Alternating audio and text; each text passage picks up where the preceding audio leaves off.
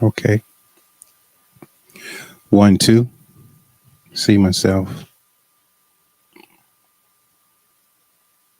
Y'all give me a minute, please. We are going to talk today. Okay, it's off. Yeah, it's off.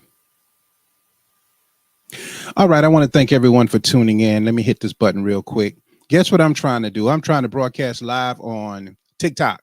First time ever in my whole life, ever in my whole life. I think it's going to give me like 10 minutes.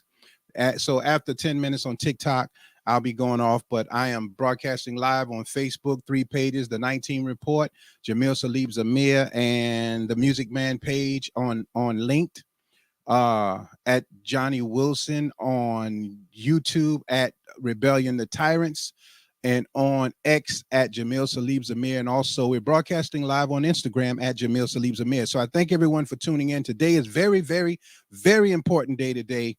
I want to talk a little bit about Dr. Martin Luther King Jr. And I want to bring it from a different perspective today. I got to bring it from a different perspective today. I want you to see this man for who he really was, who he was really trying to become, and why he was murdered. Because he was not murdered just because he wanted to integrate black and white. Let's get raw today. Let's get all the way raw, because let's get funky down to the core with it, because people are going to continuously push this I have a dream, I have a dream, I have a dream. But before I get into that, I'm going to get on my soapbox for a minute. We're going to talk about segregation and desegregation, and I want to put this up really, really quickly if I can find it. And I want to give you the definition of these things. We're going to talk about it a little bit, then we're going to move. The difference between segregation and desegregation. Segregation is splitting things, people, up into separate groups. Desegregation is where all people, black or white or any other race or color or gender or whatever, come together as a community. I respectably say to you today that segregation, desegregation, was the worst thing that ever happened to black people. When we were segregated, we worked together. When we were segregated, when we were separated, we had our own stores. If you go throughout Clarendon County, Manning, South Carolina, Jordan, there was a little mom and pop store just about on every corner. They're destroying our history now. They're tearing up everything. So our children won't know that these things were put in place for them, but they were. They were put in place for them. On Sugar Hill, there was a store. In Pompey Town, everybody had a little mom and pop shop. Everybody had a little restaurant we could eat at. Everybody had a little washer. If you go across town, right there by Duke's, used to be a shoe shop. We had our own shoe shop. We had our own cleaners. We had our own washerettes. We had all of these things. We had our own schools. The schools were separated from the churches in Clarendon County. There was the Jordan School. There were all of these schools for black students to be taught by mostly black women educators who educated them and gave them the love of a mother, made sure they ate, made sure they did their work. There was a time when we were becoming unified as a people. We needed each other. But the moment we were desegregated, the moment we were allowed to eat at white restaurants, white place, we in our minds, their food was better. Their ice was colder. Their way of life was better than ours, even though these are things that we could do ourselves. We crippled ourselves before we had the opportunity to realize our potential. And to prove to you that that is true, in 2024, now we're back saying buy black, support black business. These are things that were going on already. Desegregation would have happened naturally. Desegregation would have been a natural occurrence where people just realize, oh, you have value, I have value, you do this, I do this. We forced it. And Dr. Martin Luther King Jr. realized that he had forced it. And after realizing he had forced it and that laws were going to be put into place, but realizing that those laws didn't mean that we were going to be treated any better than we were at the time, he realized that he had made a mistake. So I'm going to play something for you. Many of you don't know Harry Belafonte, but Harry Belafonte was a very strong civil rights activist. He was married to a Caucasian woman. Still, I think he died, but I think he was still married to the Caucasian woman. But he fought the black cause. He fought it. He was an advocate for civil rights, human rights. And when Dr. King was no longer able to pay his own bills, Harry Belafonte stepped in and took care of Dr. King and his family. I think it's Harry Belafonte that is holding Sister Coretta's hand at the funeral. Harry Belafonte. So I'm going to play a clip from Harry Belafonte, and then we're going to go into a few things, and then we're going to close. But I want you all to take this segment. I know you're scared. I know in all of the God talk, you're talking Jesus and all of that stuff, and no weapon formed against me, and don't mess with God's child. I know we're cowards. I understand that. And I'm not talking about being able to shoot people and kill people. I'm talking about sacrificing your life for the future of your children. We are not able to do that. We're not able to sacrifice ourselves for the future of our children. So I understand that. I understand you're scared. I understand you're going to go along with the get along gang and all of that. And I understand it's easier to talk about me. It's easier to point the finger at me. I understand, but I still got to do what I'm doing, and I'm going to do it by God's permission. So I'm going to show you another side of Dr. King today, the powerful side, the different side. And I hope that you all will have a little testicular fortitude and be able to share. Because fear is not an excuse for silence. And silence in a time of war means that you are a traitor, and you can be held accountable for treason. Someone has to speak up. So segregation was good for us. We became self-reliant, self-sufficient.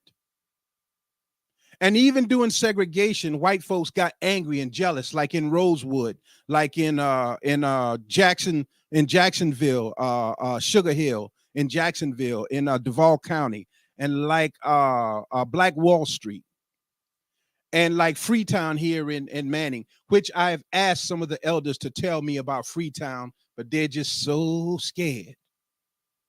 But we'll beat you up, shoot you, and kill you. But no, them white folk, man, them white folk. And yes, we still have Klan members. Yes, they're getting stronger. Yes, they're in the police department. Yes, they're in the government positions, county council, city council, all the positions of power. They're there. And they've put down the gun and started to use law. And this is what Dr. King saw, that they were going to use the law against us and still keep us in the same position we're in. So I want to play something real quick by Harry Belafonte before my time is out on TikTok. And then we're going to go into, but I want you to listen to this very closely. Wow. I think I should upload this to my software to make sure it comes through. What do you think? What do y'all think? I think I'm going to add it. I'm going to add it, and then I'll play it. So give me a minute to add this in. And while it's being added in, I want to thank all of you. And I'm not trying to point fingers. I'm not saying that I'm tougher. I'm the weakest guy you want to know. My body weak. My mind is weak. I'm a coward. But when God is with me, I'm no longer a coward. That's just the way it is. Whatever it's going to be, if God is with me, then I can walk the walk, even in fear. Yea, though I walk through the valley and shadow of death, I fear no evil, for God is with me. Thy rod and thy staff, they comfort me. I believe that. I believe that in the depths of my soul. So I got to keep pushing this thing because I need help. And I need people who understand that this has nothing to do with going against white people. But we are in trouble as a people. Our children think that their job is to shoot each other every night. They think their job is to smoke weed, do drugs, and kill each other and rap. They have no idea the depths of their mind and the ability and power they have to change the entire world, because this world, ruled by Satan, has taken over their minds so much so that they use that N-word as an insult to us during slavery, and have us using that same word as some form of endearment, Nigger or Nigga. We use that like it's some form of endearment.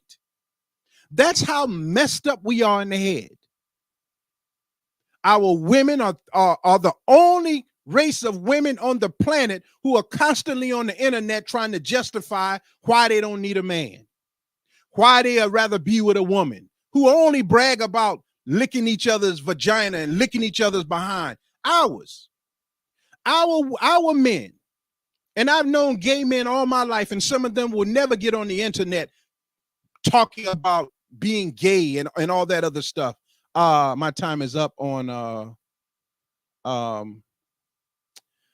TikTok, and they're asking me to describe it, so I'm gonna put up there Dr.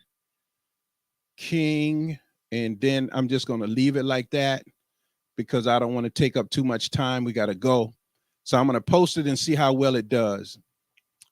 I'm gonna add it. Yeah.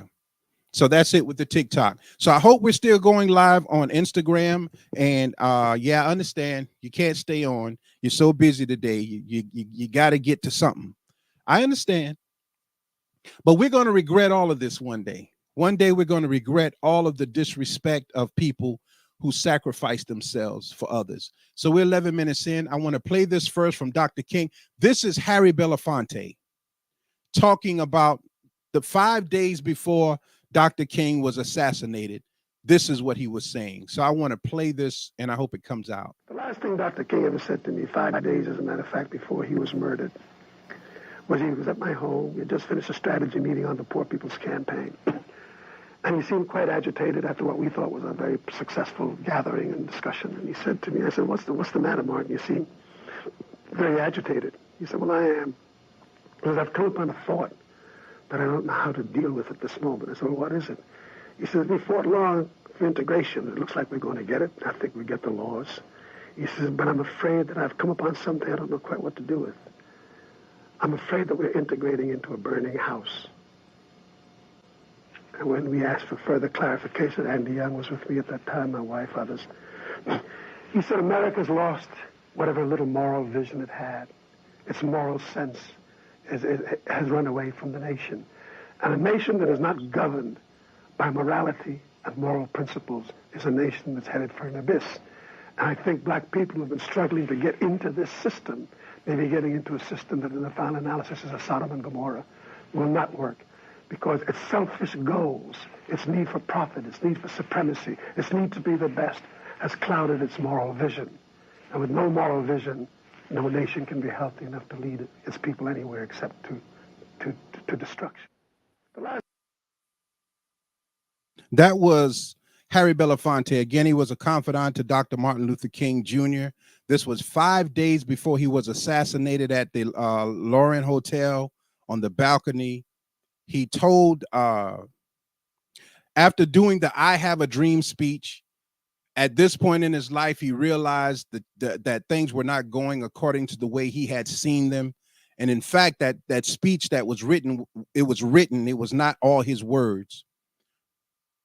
But he told Harry Belafonte that I fear that I have integrated my people into a burning house, that there is no moral standard in America the way it is going, and that without morality, without accountability, without taking accountability for what we are, who we are, and where we're going, he fears that he had integrated us into a burning house. So with that being said, Dr. King changed his way of speaking and started talking more independently. And because Dr. King started talking independently, that's when he came under the radar of someone wanting to assassinate him because J. Edgar Hoover and the counterintelligence program were looking for a black messiah. And they looked at the Nation of Islam. They looked at the Black Panther Party. They looked at SNCC Corps, SCLC. They looked at Dr. King, the Southern Christian Leadership Conference. They looked at all of these organizations.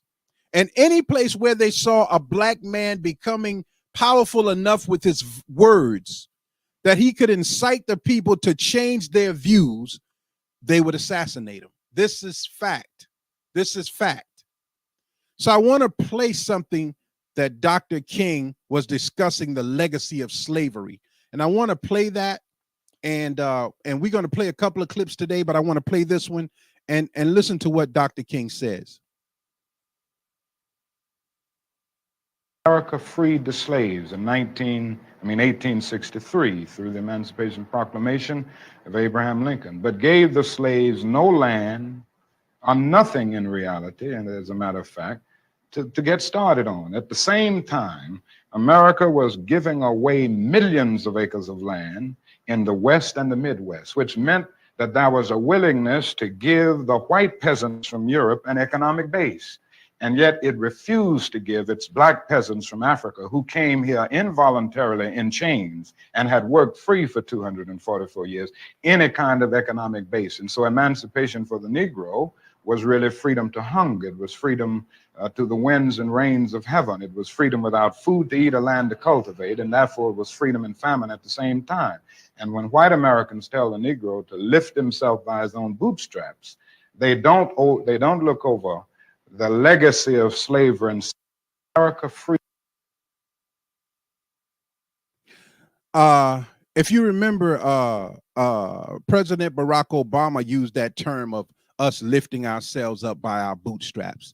And here you have Dr. King in the 60s, 70s saying that that is a hypocritical statement to make when you don't have any boots or any shoestrings to lift yourself up by. So Dr. King was becoming a threat.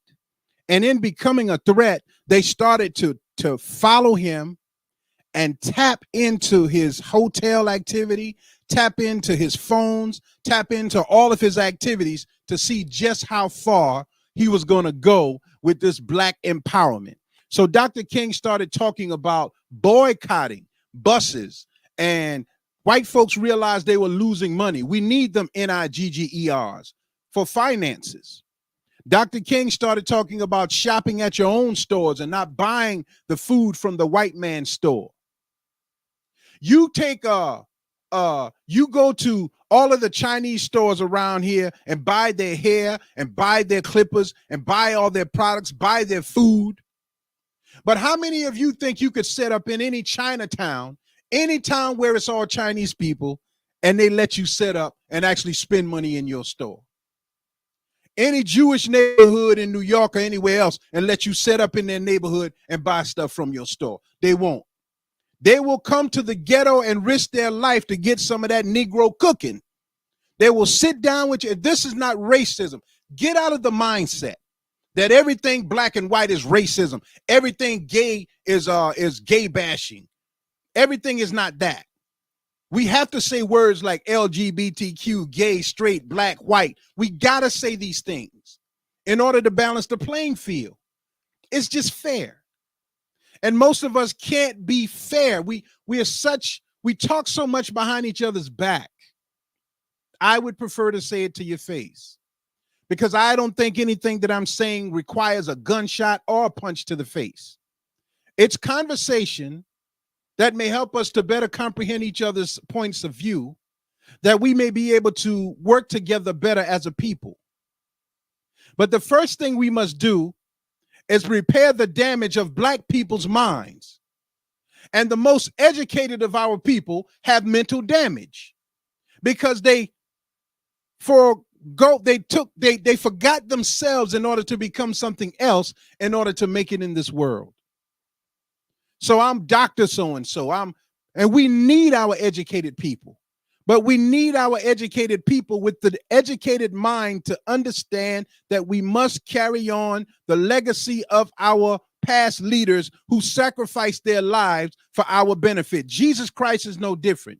Jesus Christ sacrificed for equality, but you all don't want equality. You want everything white. It got to be white, everything in the Bible. Jesus didn't fight for that. He fought for equality. If it's black, say it's black. If it's Hindu, say it's Hindu. If it's Indian, if it's something, say that. But why do we always have to make it white? That is a fear in us. So here you got Dr. King now saying that he feared that he integrated his people into a burning house because America lost its standards, America lost its codes of conduct, and in fact, America didn't lose it. America never had it. They never had it. This country was built based upon the sacrifices of a people who were taken from their homeland to build someone else's reality. Therefore, till this day, there must be lies told in order to keep this going. But once you've built your life off the lie, you don't want to hear the truth. And anyone who tries to wake you up from your dream, you kill him. So Jesus was in a dangerous position because he was trying to wake the people up. Now let's go into another clip of Dr. King. You just heard him talking about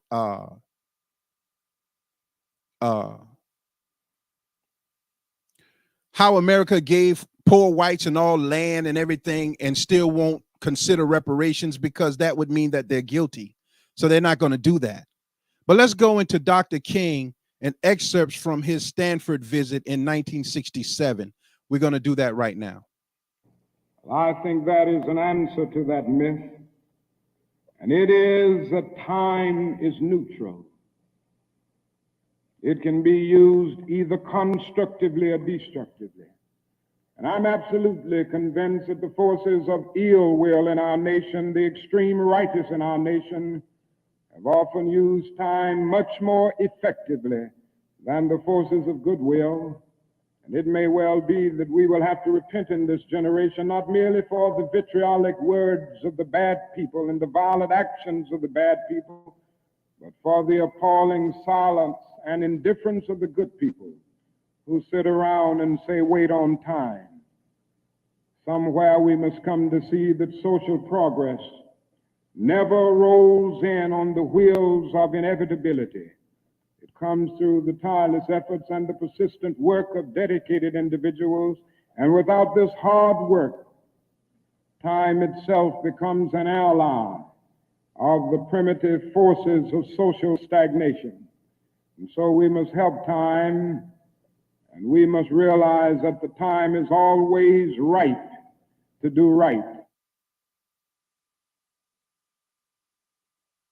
All right. That is Reverend Dr. Martin Luther King from Stanford University as 1967, where he's talking about time and where he's talking about those who know better and who remain silent. For those of you on Instagram, I apologize. I did not hit the go live button. So we are actually now live on Instagram, 22 minutes in. If you would like to watch the first part of this message, you can go to my Facebook page at The 19 Report or at Jamil Zamir or at The Music Man. You can go to linked at Johnny Wilson, or you can go to Rebellion to Tyrants on YouTube, or you can go to Jamil Zamir on X. I apologize about that. I did not hit the go live button, and I'm learning I was never able to broadcast live through my software on Instagram, and I'm learning, so I apologize. And we also got 10 minutes in on TikTok, I hope. We're almost done. So Dr. King in this clip, 1967 at Stafford College, was talking about those who know better and remain silent and always saying, wait on time, wait on time. Well, I'm telling you that in biblical texts, when it talks about money being the root of all evil, it's actually talking about how it is evil to those who know right, but refuse to do right for fear of loss. For fear of loss, we will remain quiet and allow our children to be swallowed up by the streets. For fear of loss, we will remain quiet like we did in the churches and allow our children to be molested and abused in the church and stay quiet because the preacher is the preacher. Well, when Dr. King started talking like this, and Dr. King met with this man, the Most Honorable Elijah Muhammad. Let's see if I can get that on the screen bigger. Dr. King spoke with the Most Honorable Elijah Muhammad, and after speaking with the Most Honorable Elijah Muhammad, a lot of his views changed about a lot of things. So Dr. King began to talk more about self-preservation.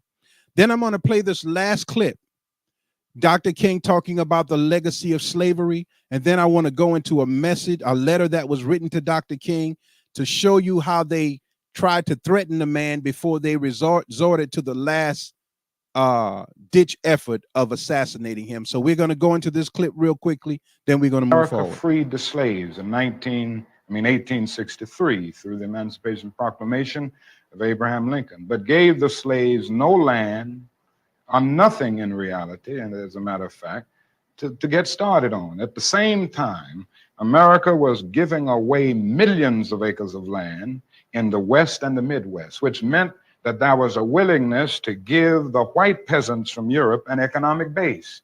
And yet it refused to give its black peasants from Africa, who came here involuntarily in chains and had worked free for 244 years, any kind of economic base. And so emancipation for the Negro was really freedom to hunger. It was freedom to the winds and rains of heaven. It was freedom without food to eat or land to cultivate, and therefore it was freedom and famine at the same time. And when white Americans tell the Negro to lift himself by his own bootstraps, they don't look over the legacy of slavery. And I played that. I think I may have had.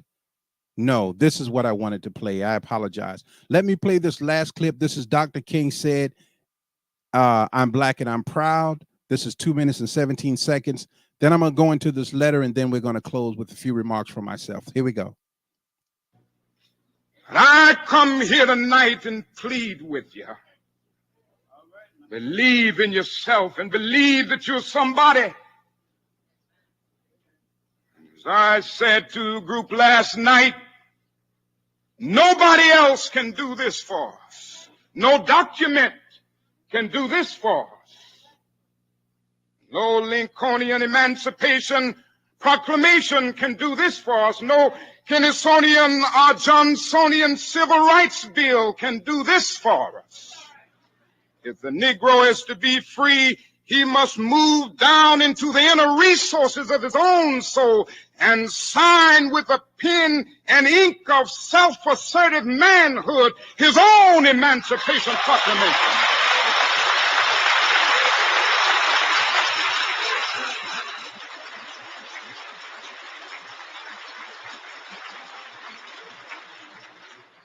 Don't let anybody take your manhood.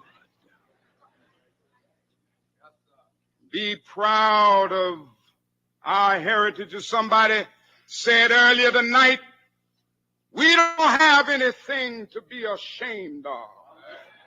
Somebody told a lie one day. They couched it in language. They made everything black, ugly, and evil. Look in your dictionary and see the synonyms of the word black. It's always something degrading and low and sinister. Look at the word white. It's always something pure, high, and clean.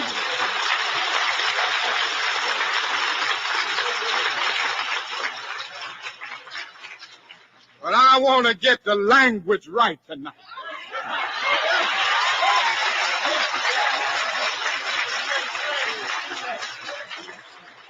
I want to get the language so right that everybody here will cry out, yes, I'm black, I'm proud of it, I'm black and beautiful.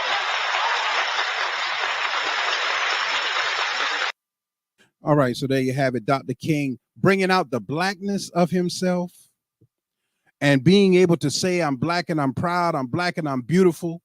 And for those of you who didn't hear the first part of this message where I played what Harry Belafonte said, that Dr. King said 5 days before he died, that he feared he had integrated his people into a burning house. It's hard.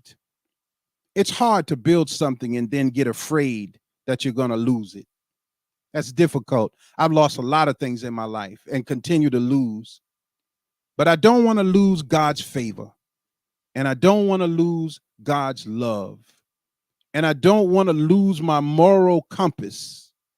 I don't want to become the world because the world looks so delicious, so great, so everything that you get encompassed in it, and then you realize that you made a mistake, and you either face up to your demons or you lie to yourself and die in your filth.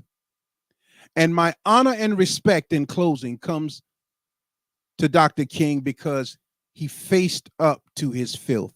Now, many of you don't know that the counterintelligence program was monitoring Dr. King and everything he did, everywhere he went. He went to a hotel, he went to a diner, wherever he went, they knew where he was. And in knowing where Dr. King was at all times and recording it, like with T.D. Jakes and Eddie Long and Jimmy Swaggart and what's the other two of them name? So many preachers and ministers who fell victim to the weaker side of themselves.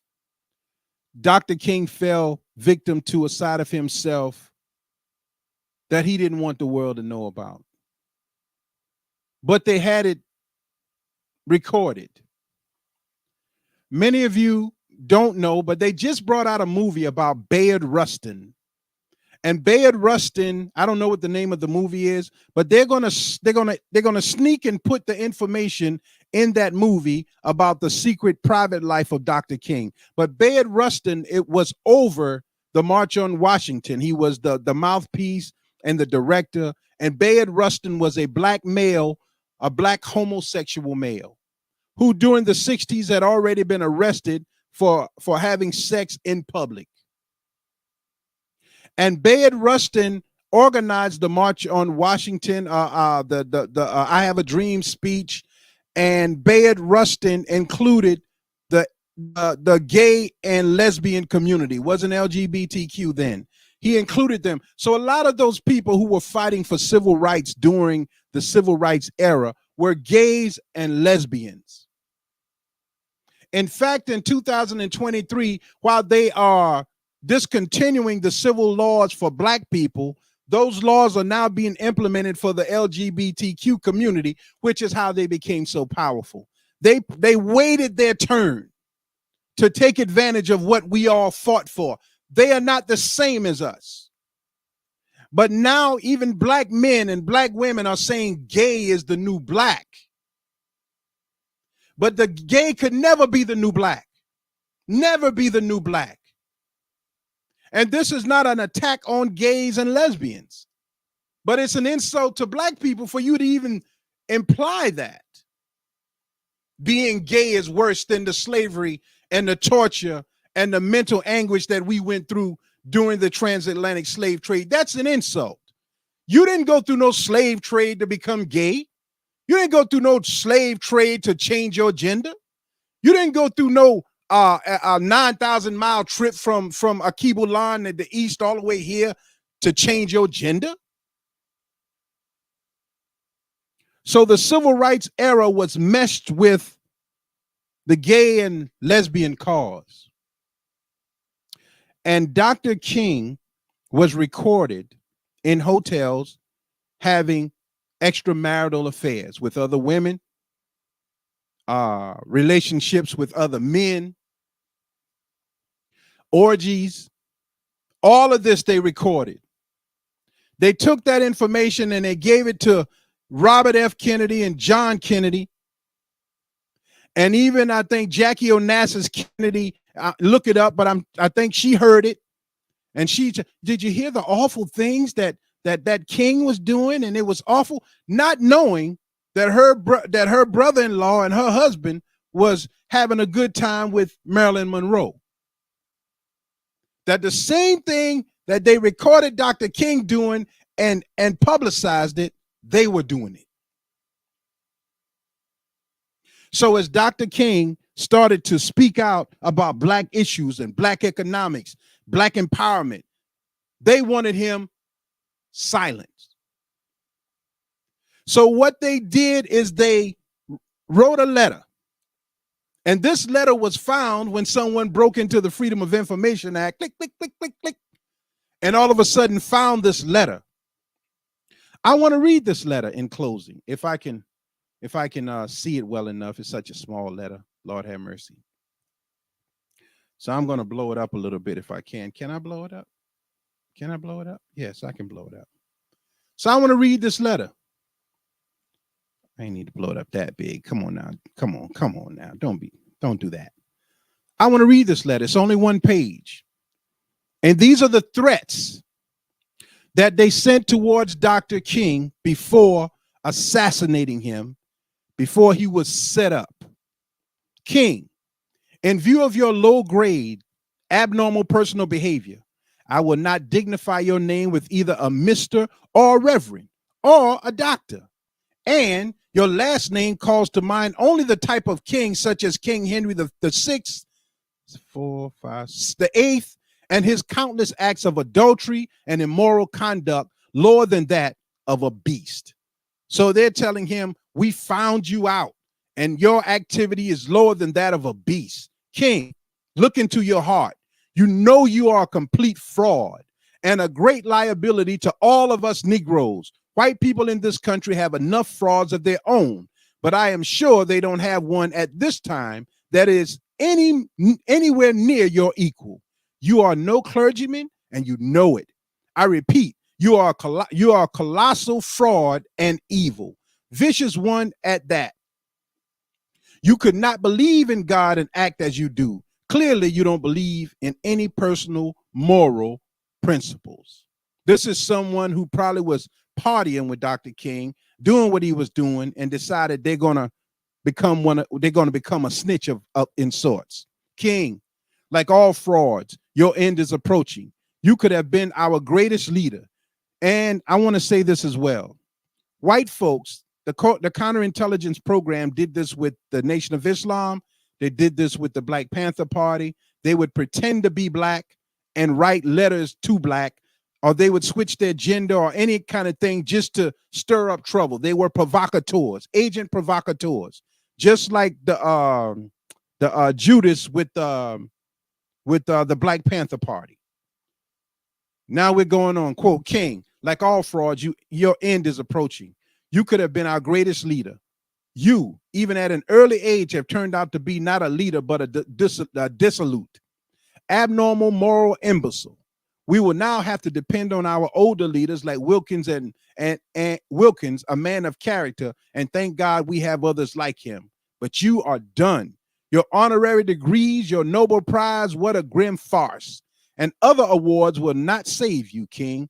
I repeat, you are done. Again, these are the threats towards Dr. King after finding out his extramarital affairs, after finding out that he was going forward with his do-for-self economic plan.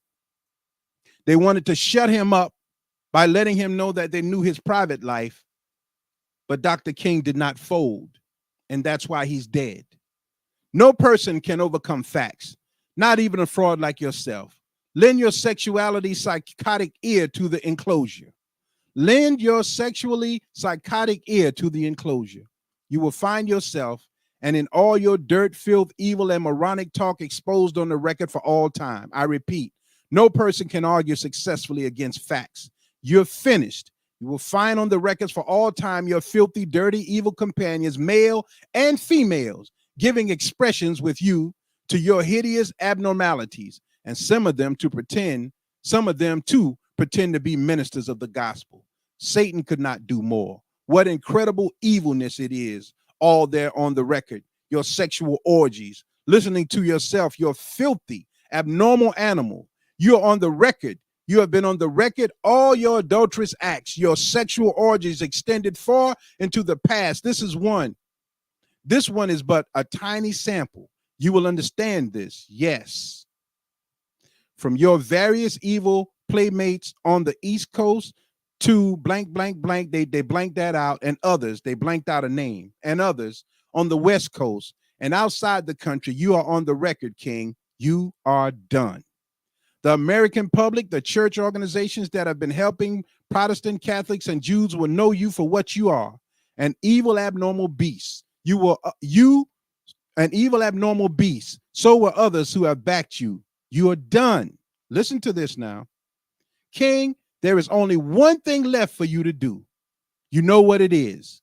You have just 34 days in which to do This exact number has been selected for a specific reason. It has definite practical significance. You are done. There is but one way out for you. You better take it before your filthy, abnormal, fraudulent self is bared to the nation. Whoever got this letter, whoever understood what was about to happen, Dr. King saw it. Dr. King did not capitulate to it. If you have something, prove it. But somebody else set the man up, got him on the balcony, got him killed. And the records have shown that even though he was shot in the neck, he did not die on the balcony. He was actually murdered at the hospital when they suffocated him. So this is the Dr. King. Beyond the I have a dream, beyond the black boys and white boys, and beyond that, because our elders have made it to seem as if though if we don't get along with white people, we will never be successful. And the majority of our black people who have degrees and positions of power think that way. So they will never use their talents and their abilities to advance us in any way. Because there is no trust, there is no honor among us, with the exception of these little cliques and groups that have formed and put a name to their group. Sororities, fraternities, groups like that. And many people do great things. Of course, you don't box them all together. The reason I'm saying this, because I'm powerless. Besides God giving me the ability to study information and understand how to promote, how to bring things forth, my ability to speak, to study, to examine, and to dig deep within something and find enough information that someone would try to question me on it, that will bring that to the forefront. Besides that, I don't have the financial backing or anything like that. But my ultimate goal would be Black advancement. And small towns like Clarendon County has the funding to do that. But they misappropriate funds where it could be going into after-school programs and JTPA programs for young people and mental health and drug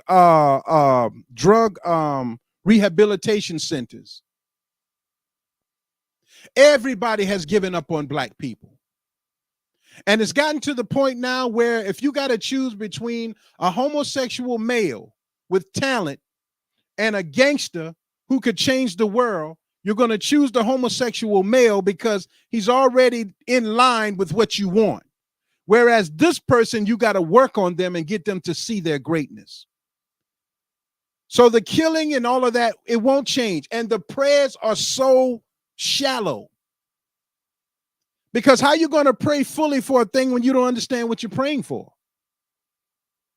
So today is Dr. King's birthday. I wanted to put that out there because you have white folks who will challenge the validity of Dr. King by using this information.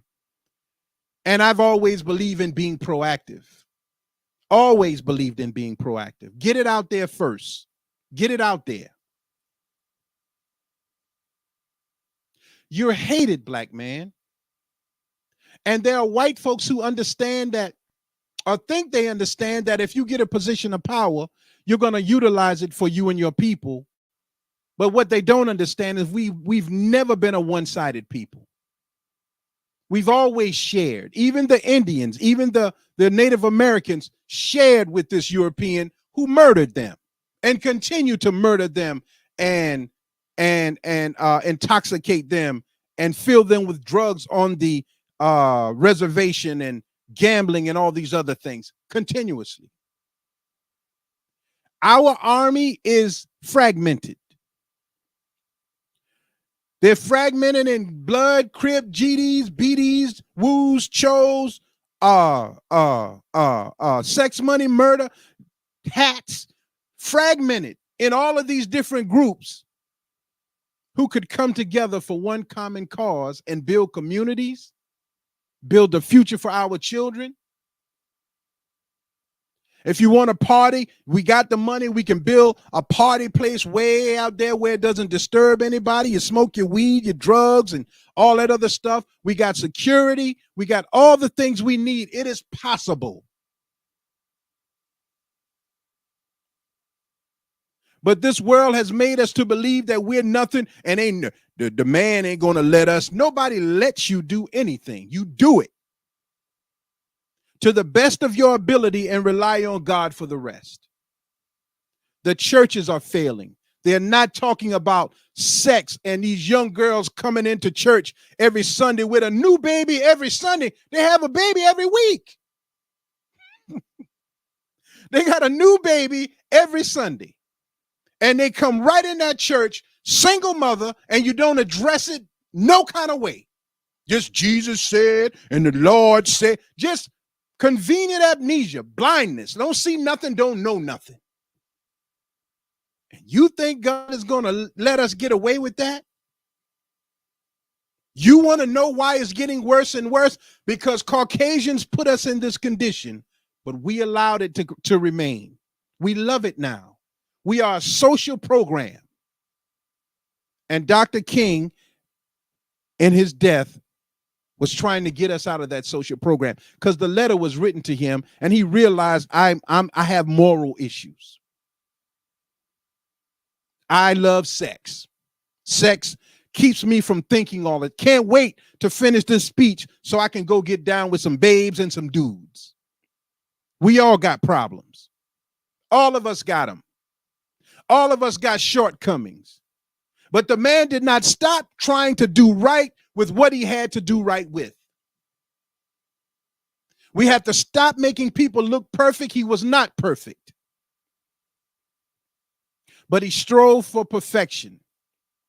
So from this day forward, anyone that says anything that think they're saying something about Dr. King, you say, oh, yeah, Jamil already said that.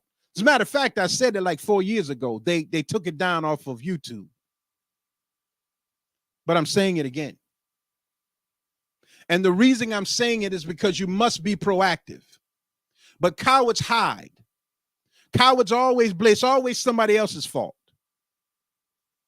And God forbid they got some power, they really get crazy then. Do what they want to do, then get caught, then start blaming the people. They don't like us. They mad at us. They always. The church, fraternity, sorority, yeah, we see you. We see your colors. Matter of fact, they're downtown today, the AKAs, beautiful colors. Beautiful fraternity, sorority, that from what I understand and what I read, do a lot of great things. But grassroots, down to the core, see, when you start doing something, thinking yourself better, you lost already. And what we think is that the lower people just going to kill each other off, but that ain't how it works. The living dead is showing you the image of people that are neglected, and you try to build a wall up around your upper echelon folk, but the living dead always get in and always affect the people who you thought couldn't be affected. So I thank you for tuning in. I hope you will take this message and share it, because there's nobody that's going to teach you to talk like this. Everybody that you graduate under for seminary schools or whatever, you got to do that a certain way. And that's not an attack on you. That's just how it is. You got to do it this way or you're going to fail. That's school. But when seminary school is the start of it, but when you start to study for yourself and God taps into your heart, your message change. That's just the way it is. And I know you all want a certain person. I see it. I see these little gremlins running around here doing horrible things, but y'all back them, and y'all going to back them until they die. But I'm not going to back them, because they're a bigger problem to the community than they are a solution. Thank you all for tuning in. Please listen to the message. I hope they don't block it. I think we did okay on Instagram, and I apologize, my Instagram family, but I'm learning. I'm getting it. I'm really getting it. So I hope it works out. It looks like it may this time, because it looks like I'm actually talking on the Instagram, and I would love to see it. Thank you all for tuning in. This is Jamil Salib Zamir, Manning, South Carolina.